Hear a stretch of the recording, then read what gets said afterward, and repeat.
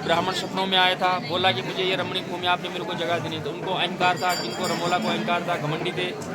तो श्री कृष्ण भगवान फिर ब्राह्मण रूप में यहाँ पे आए, बोला रमोला आपने मेरे को जगह देनी। रमोला ने बोला मैं किसी को जगह नहीं देता। तो श्री कृष्ण भगवान ने बोले भगवान मैंने एक ही रात रहना, इसलिए मैं अपना चल पड़ूंगा। भगवान रमोला ने बोला वैसे तो मैं किसी को जगह नहीं देता हूँ, क्यों राजा थे, घमंडी थे।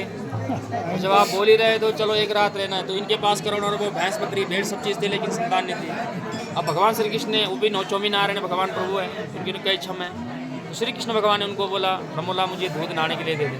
रमोला ने बोला आप ना ब्राह्मण है ना जोगी, आप तो एक पाखंडी है। श्री कृष्ण भगवान वहीं पे क्रोध होकर के इनको श्राप देना पड़ा। तो जितने इनकी भेड़ बकरी गाय भैंस सब चीज़ थे सब पत्थर बन गए। भगवान यहाँ से उठ के चले गए। मंदिर है सेम में, गांव हमारा मुखिया में, हम सेम लोग हैं। तो जैसे भगवान श्री कृष्ण यहाँ से नीचे को गए, वैसे भगवान के पीछे अपने यहाँ दूध की धारा चलने लगी। मैनावती ने बोला क्यों, भक्ति वाली थी।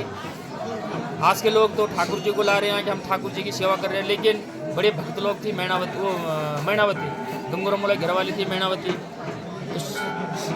फिर भगवान कृष्ण आगे गए, पीछे से रमोला गया। रमोला ने बोला प्रभु क्या उनका अहंकार खत्म हो गया था ना, जब श्राप दिया उनका अहंकार उतने पे हो गया, कम हो गया।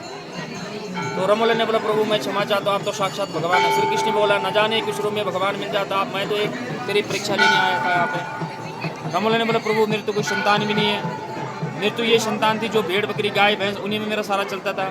भगवान कृष्ण ने बोला तू मुझे वचन दे, अगर तूने मुझे जगह देनी 12 वेद 12 हाथ तेरी संतान होगी। रमोला ने बोला प्रभु मैं 83 साल का हूँ, मैनावती मेरी 72 साल की घरवाली है, वृद्धावस्था में संतान कहाँ से होती है। तो श्री कृष्ण भगवान ने रमोला से वचन मांगा था, जहाँ पे फर्स्ट में दर्शन हो रहे वहीं पे भगवान प्रकट हुए थे। जो सीला देख रहे हैं आप, कल सुबह देखना आराम से, जो सीला अंदर वहीं पे भगवान प्रकट हुए थे। तो यहाँ 7 सेम है, प्रकटा सेम, ये तलवला सेम, डुगडुगी सेम, शतरांजु सेम, गुप्त सेम, 7 सेम का वर्णन है यहाँ पर। भगवान प्रकट यहीं पे होते। फिर भगवान श्री कृष्ण ने उनको प्रधान पुत्र प्राप्ति का वरदान दिया, तब जाके उनकी संतान हुई सिद्धा और विधवा। जो रमोला 83 साल के थे वो बने 28 साल के, जो मैनावती 72 साल की थी वो बने 22 साल की।